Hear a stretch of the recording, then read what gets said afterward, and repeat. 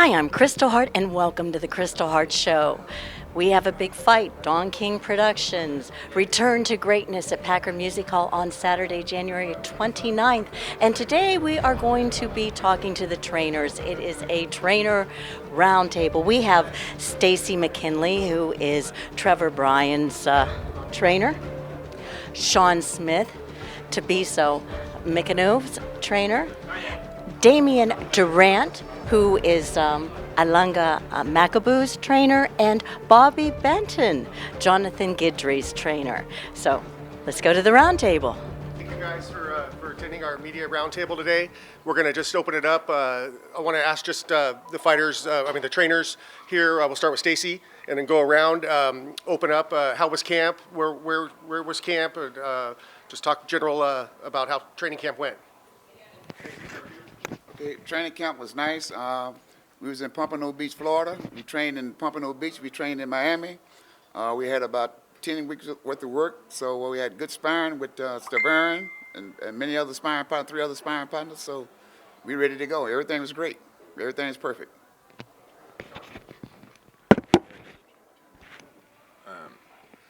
My name's Sean Smith, trainer for Thabiso Mchunu. Training camp was good. We stayed in Johannesburg as long as we could, and then obviously with the visa issues had to go to Mexico, but Mexico was great as well. So we're lucky, we stayed in our routine as long as we could. Weather was great. Mexico, the altitude was good, had some good sparring there as well, so mixed it up nicely, and it's been a good journey and just blessed to be here. Bobby Benton, trainer for Jonathan Guidry. Training camp in Houston, Texas. We didn't have a lot of time for this, but we did the best we could, and he's ready to go. Damien Durandt, the trainer of Ilunga Makabu. We prepared for a month in Germany, and then we moved over to a month in Cleveland. Preparation was good. We spent 2 months training, and Makabu's ready to defend his world title. Okay, great. Thank you, guys.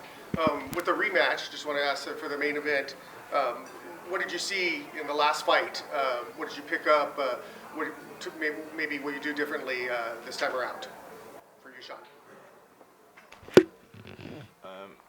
You know what?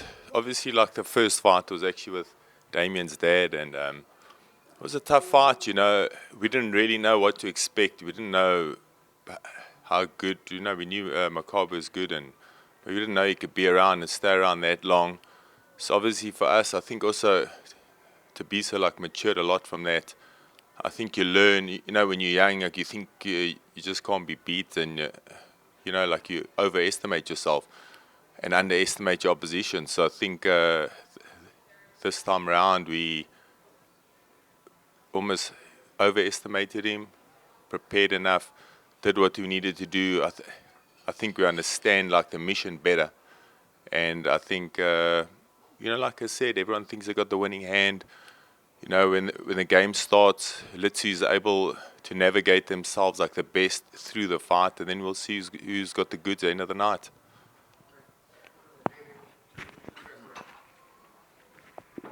As Sean said, Makabu at that time was preparing with my father, Nick Durandt. The same thing. I think at that time we never knew how deep Thabiso could go at that stage, and how many tools he had at that stage. But look, that fight was 7 years ago. Both fighters have suffered a loss going on from that point. Makabu lost against Tony Bellew, and as Sean said, every fighter thinks they're invincible, but those shouldn't count as losses. Those should count as learning lessons, and that's what Makabu did after losing to Tony Bellew. He came back. We went to the drawing board. He joined me after my father retired, and we hit the road and we rebuilt his career, and we worked on a lot of things that I felt that were missing in his career. And he's evolved as a boxer. He's not the same guy that he was 7 years ago, and neither is Thabiso. Thabiso's learned to work his way around in fights, and that's what we expect. We expect a good fight on Saturday night. I think there will be parts of the first fight that will be there, but it will be a different fight. We talk 7 years later. Guys, Makabu's 34, Thabiso's 33. They were younger. Maybe they had more in the tank. maybe they've got more in the tank now. We'll see on Saturday night. But yeah, let's see. That's great. Thank you. Go ahead and open it up to questions from the media. Kristal, do you want to start? Have something? Okay. You know, I'm first going to start, and because everybody could sort of answer this. The WBC has now put this new bridge weight in, and what are your thoughts on it? You know, which this now for you two allows maybe Canelo Alvarez to fight the winner, and also in the heavyweight division. Do you think, as far as, like, let's say when Deontay Wilder and Tyson Fury fought, I know Deontay, I thought I read he wasn't interested in this weight, but do you think that Tyson Fury's weight was just too much for Deontay Wilder? I'll start with you, though. Well, I don't think, I personally don't think his weight was too much. I don't think that Fury was so big that, Wilder's a big man himself. I once questioned Mike Tyson about Jack Dempsey. And I said, Mike, I think I could have beat Jack Dempsey in my day. I said, because he only weighed 185 pounds. So I'm going to tell you exactly what Mike told me. He said, Stacey, Dempsey knocked out a whole lot of big motherfuckers. So don't get it twisted. I said, okay, Mike, I believe you. But that being said, I don't think the weight was too much for him. I think that he was right there. I mean, he had Fury down a couple of times. So he's a big guy and a good puncher. I don't think the weight. A lot of times, a smaller guy can give you more trouble than a big guy, because they're faster. You look at the last fight with Joshua and Yusuf. Those guys are quick, so it's hard to say. Yeah, I think I don't think the introduction of the new weight division is a bad thing. The problem is to get momentum, credibility, recognition in new divisions. It's like already hard for cruiserweights to get their due, which I don't feel they do enough.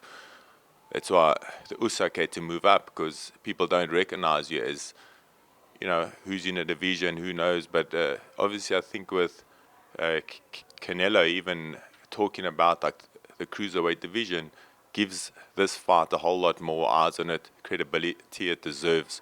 So I think it'll be good if he can move up to the cruiserweights. And like I said, size, I think it's a good division because the gap between like the cruisers and like the heavies are very big. You know what I'm saying? So it gives like the smaller heavyweights a chance also to compete. Some like the lighter divisions, there's two kilos in it. So, lightweight, cruiserweight, heavyweight's a big jump, 10 kilos plus. So it's good. Whether they can get the credibility that it deserves, time will tell. Need a big name to enter it. Yeah, I agree with these guys too. It's got to get some kind of credibility before they can. There's no money in it. If if you're 215 pounds, you're gonna fight heavyweights because that's where the money's at. And as far as Wilder, no, Stacey's right. He knocked everybody else out. So why Fury? To me, it was the skill. Fury had more skill than him. So. I think it's got its pros and cons. I think the Bridgerweight is good because it closes the gap between light, heavy, and cruiser. However, it makes the gap bigger from cruiser to heavy. So for smaller cruiserweights, because we have guys that are in 215 pounds that make cruiserweights. They cut down, they make 200 pounds. But now with it shifting to 190 pounds for the WBC, a lot of those guys are going to filter out to the Bridgerweight.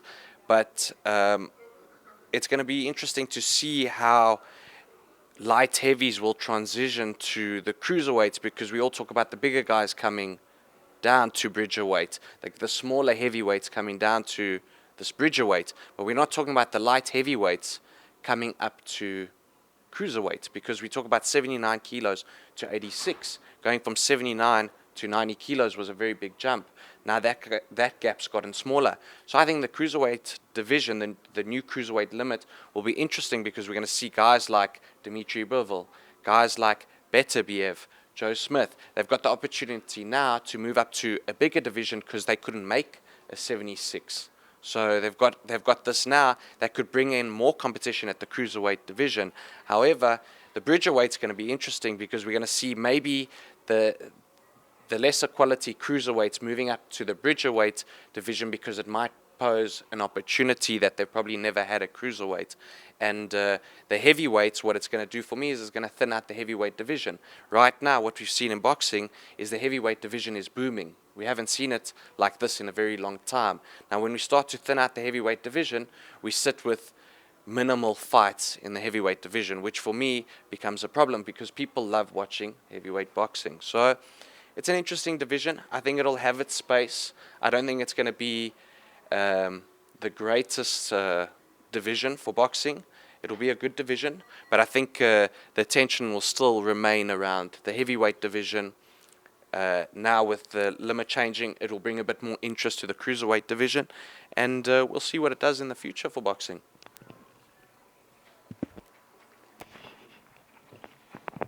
Well, I got another question. As the trainers, who is, the fighter's fighting the fight, and who is telling the fighter what's going wrong, what they need to do next? And do you ever talk to your fighter about who throws in the towel?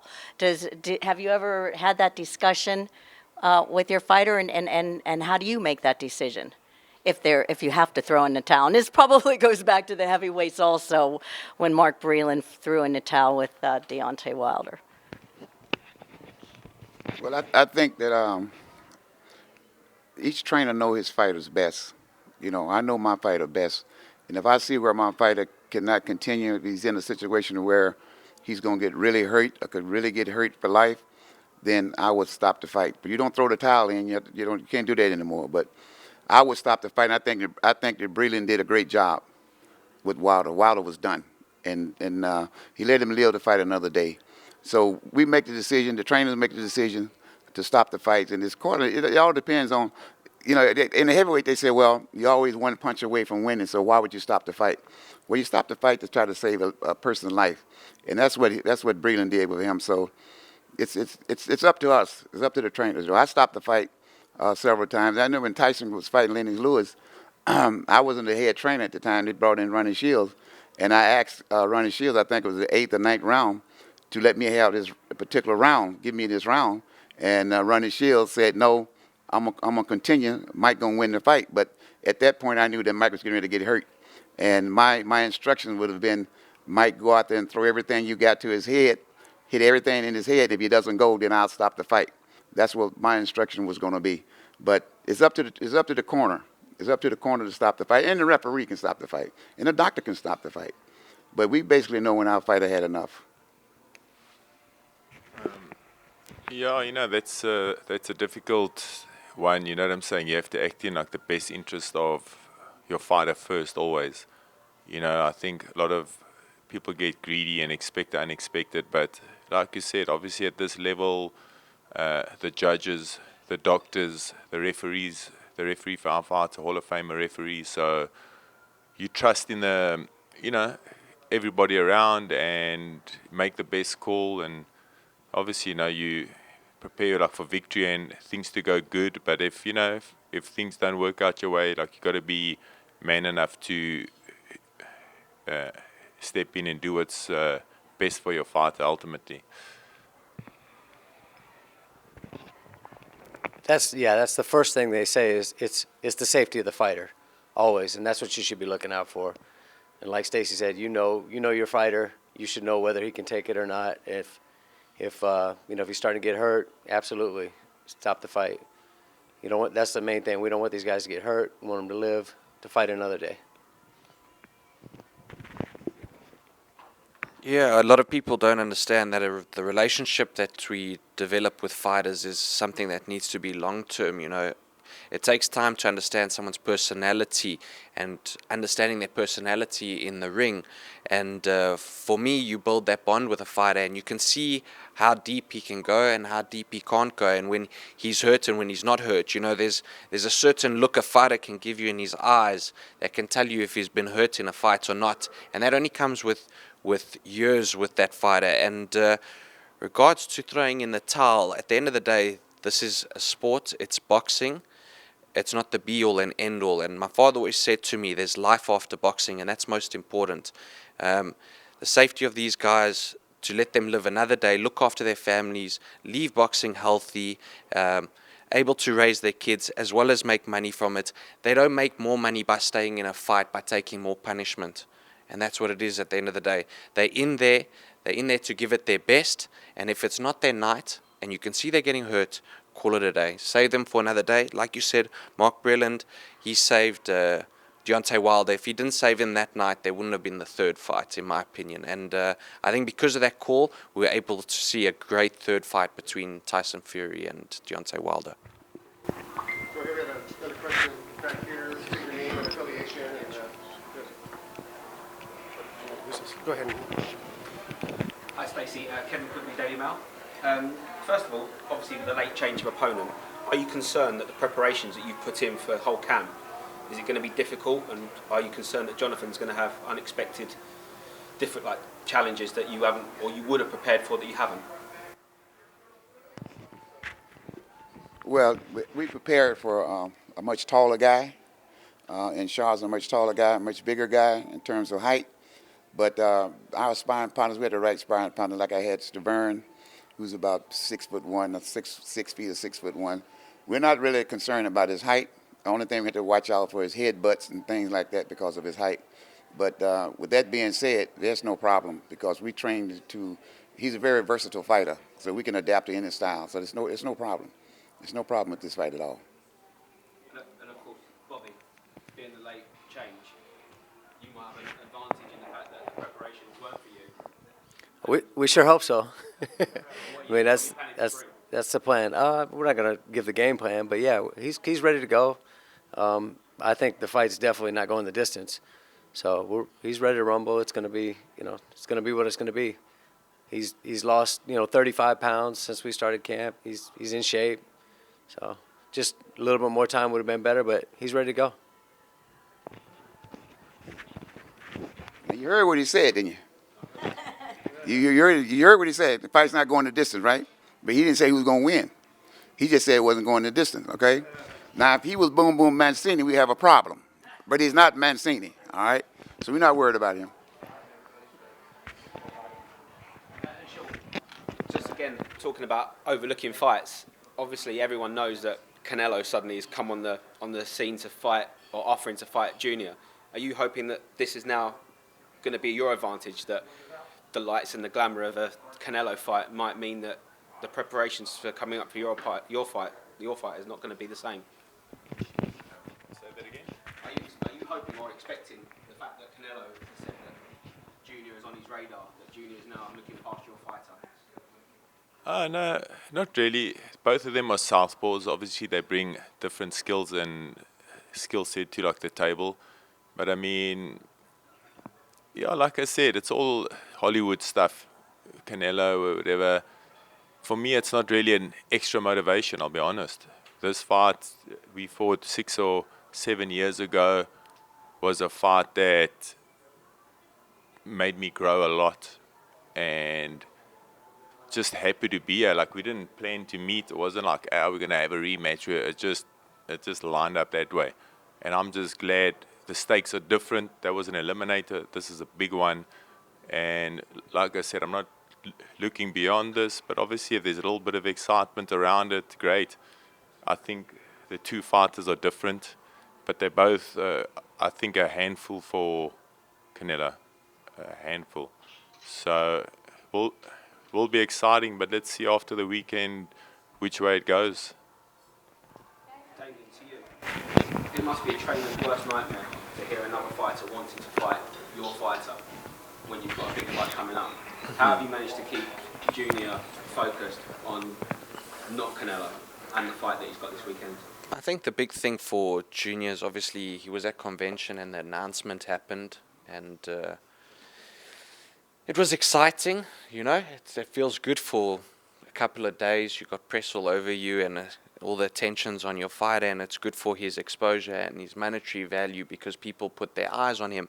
And a lot of people at that time never knew about Makabu, and they see him and then they're impressed with him. And he brings a good fight. You'll always have people turn around and say, easy work for Canelo, and then you'll have people saying Canelo's going to duck everyone. Unfortunately, when you're the king of the ring, that's just what you face. And for us, it's a great opportunity. You know, for me as a trainer to have a fighter fight the pound for pound best in the world will be a massive achievement, especially at 30 years old. You know, I'm a young trainer. My fighter's older than me. I've been around boxing my whole life. I've seen huge fights. My father had Philip Ndo versus Floyd Mayweather. We had Sugarboy Malinga versus Nigel Benn. Sugarboy Malinga versus Roy Jones Jr. So we've been in big fights. My family's been in big fights. I've grown up around boxing. But the biggest key here was I know what Thabiso brings. He's a good fighter. He doesn't get the attention he deserves in the cruiserweight division.